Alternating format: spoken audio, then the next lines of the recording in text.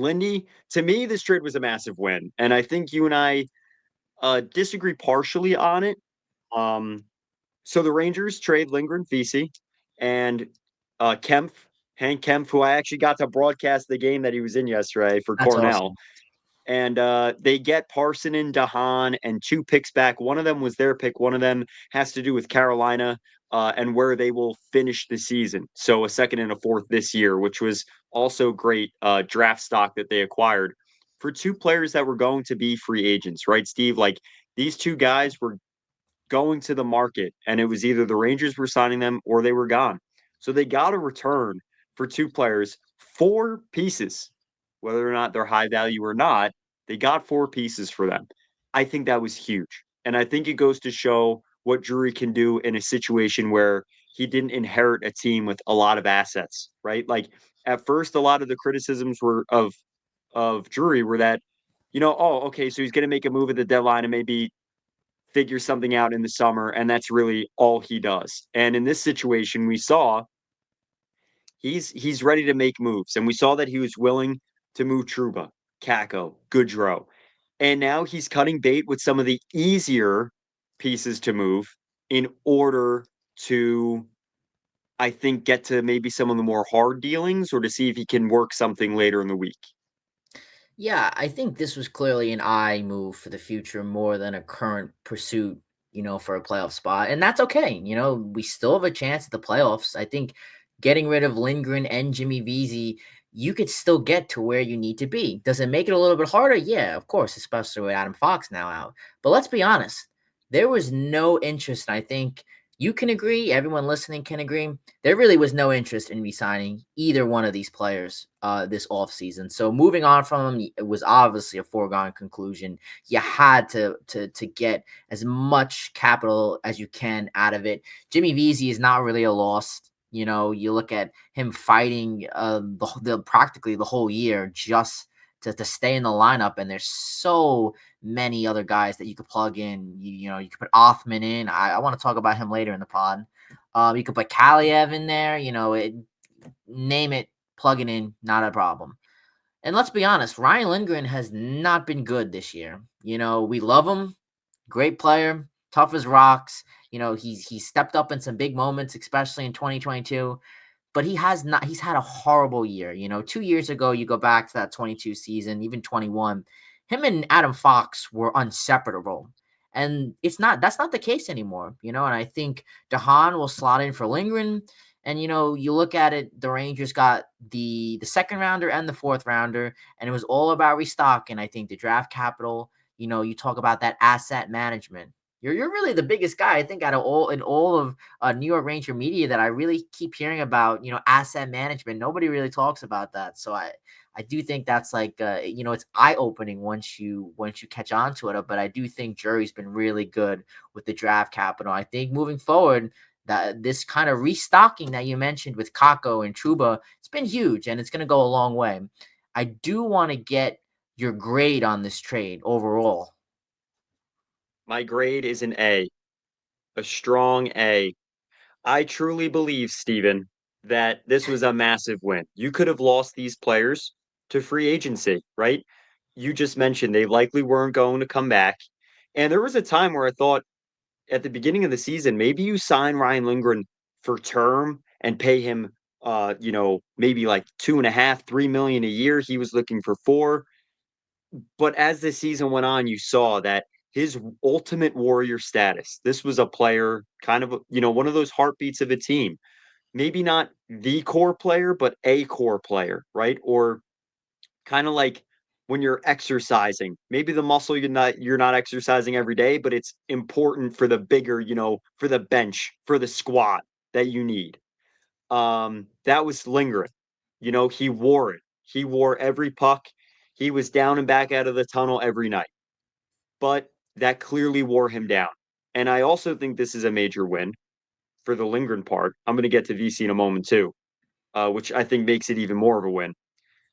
He was at a point where you can either extend this player for what he's done or move on from the player knowing what is to come. And I think that Chris Drury, I don't think he learned, right? This is the way I phrased it the other day, but I don't think he learned from the Girardi and Stahl mistake. But I think this is why he's capable manager in charge right now, because he looked at Lindgren's current state and said, this can't get much better for his position. And he'll likely not be happy if he's moved off of a unit with Adam Fox and earning far less time for term, right? He was going to want term by July, and the Rangers were unwilling to give that to him. And I think from what we saw from very similar style players in Girardi and Stahl 10 years ago now, it's the right move. And we don't need confirmation on that.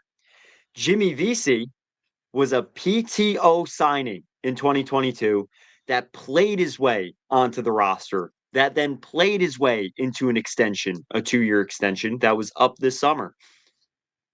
It was very clear, above 30 years old, for his role. It was great on a President's Trophy winning team. And I think where that started to falter was post injuries in the conference final. If you recall, he was a critical piece that we lost in that conference final against Florida to injury. And since then, he just never found his way back into the lineup. And I think it was fair. Intelligent player, a player that went from a Hobie Baker top prospect when the Rangers signed him in 2016. You moved him for cap for Panarin. You bring him back on a PTO. He's a very different player, a penalty killer, a grinder, and he can score. He had scoring touch.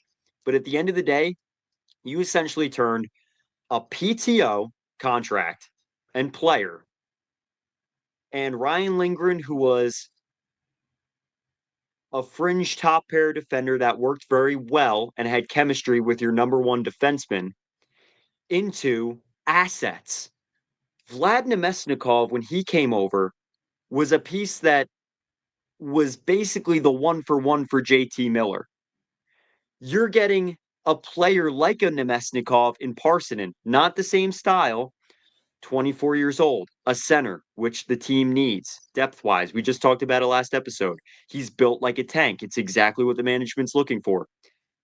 He's the same type of player as Domestikov in the sense that there's a risk and reward for that move. And you don't know what his upside is, but you're going to give it a try. You're going to give it a run. You also got a veteran defenseman to calm things down on the defensive side of the puck and 2 picks. It's an A for me. I know that was a long explanation. I want to hear your grade, Steve. No, I see that. I certainly agree with A in the long term. I'm going to give it a B as of right now. I think, not mainly. I don't disagree with like anything really you've been saying. I just, it's it's tough to grade this an A because we have to see how the full asset management is going to come down to. Like I think I'll repeat this later on in the epi, but I think the summer is going to be the real trade deadline where you're going to see where these moves and what's going to come into fruition. Ryan Lindgren, to me, was never, and he will never be a long-term player. It's just that's not who he is. Considering his style of play, his smaller physical nature, his injury history, he just never was going to pan out that way. And I think to your point, Jimmy Vesey, if you told me, in 22 when we picked him up that it's 2025 and he's still on this team, I would have been like, "What? No way! Like what? Like are we the Sharks now?" Like, but I think you got to give him credit, and that's a testament to who he is as a player. But I'll give it a B. I think again the Rangers did fine here. Moving these players, no brainer. Dahan, I think he's a pending free agent too. Am I right on that? Both are. Parson and Dahan are both. And just want to add to it's only this season, but Ryan Lindgren had 50% cap retained. So that'll tack on to this year's Ranger cap. Just wanted to add that into because it was a small piece to the deal. Yeah, we had the space. But in terms of the assets, let's talk about the assets that we got. The Han free agent, he's serviceable. We obviously need some help on the back end, and he'll provide that for this year. And he's not really an exciting or a long-term replacement for Lindgren, but I definitely think he's a player that when the year's over, he's definitely going to be affordable. He's only 33 years old. So if you want to say, you know what? I don't think he's going to be the same player as Gustafson, but we kind of missed Gustafson. You can always use a defender, going into next year. He's somebody that I think you could get at a fairly cheap price if you wanted to keep him moving into next year. I think what's more intriguing for me is Parsonen. I think from what I'm hearing, this is a player that the Rangers have had on their radar for a couple of years, and I think we are, whether you want to admit it or not, we do struggle organizationally down the middle. So I think, you could put him, at center on the third line and move Mika, on the wing with JT's line, where he kind of had a little pop. There's room to play with here. And I think that will be interesting for Laviolette to move around and see what happens. And he's another player too that when the year's said and done, you might want to bring him back on a fairly team friendly contract to help out. You look at the same things every year. We are a little thin on the bottom six year to year to year. So I think it works out fairly fine. So A for you, B for me. I really like Parsonen. Okay. And he's a player that I've liked for a little while as well. All Ranger fans know that he scored his first, I believe, not just one, but two career goals against us in 22-23. And that was like his coming out party where scouts, analysts around the league were like, keep an eye on this guy. He has 4 goals and 7 assists in, I believe it's over 30 games at least. I don't know the exact numbers. I'll pull him up in a moment. But he's built like a tank. Like, you see the way he drives the net. He has power forward tendencies. Yeah, the production might not be there this moment, but you just brought into the organization a 24-year-old center and an organization that outside of Zibanejad, Miller, and Trocheck, who, by the way, like you just mentioned, Zibanejad isn't even playing center right now. You did not have. You do not have guys in their prime or close to their prime at center. You basically are banking on drafting a few centers, which I pray they do, even if it's with, picks beyond the first round, or you have to bring them into the organization. But it's hard to do that because you have 3 NHL veteran centers in your lineup. So it's not like, you only have JT Miller and 3 young guys and you're willing to bring in another asset, right? You're looking at the lineup right now and saying, well, we have 3 centers that are going to play every night. And where's the room for another young guy to make some space? And like you mentioned, they have Zibanejad listed on the right wing right now next to Miller, who's at 1C. So this gives Parsonen an opportunity to run, right? And why not? He's 24 years old. I like that aspect of the deal. And again, the fact that this team and this front office was able to make a move and get assets that could be valuable to the team moving forward and at least will be valuable for this end of the season, I'm impressed by. And I think it's also a precedent of things to come.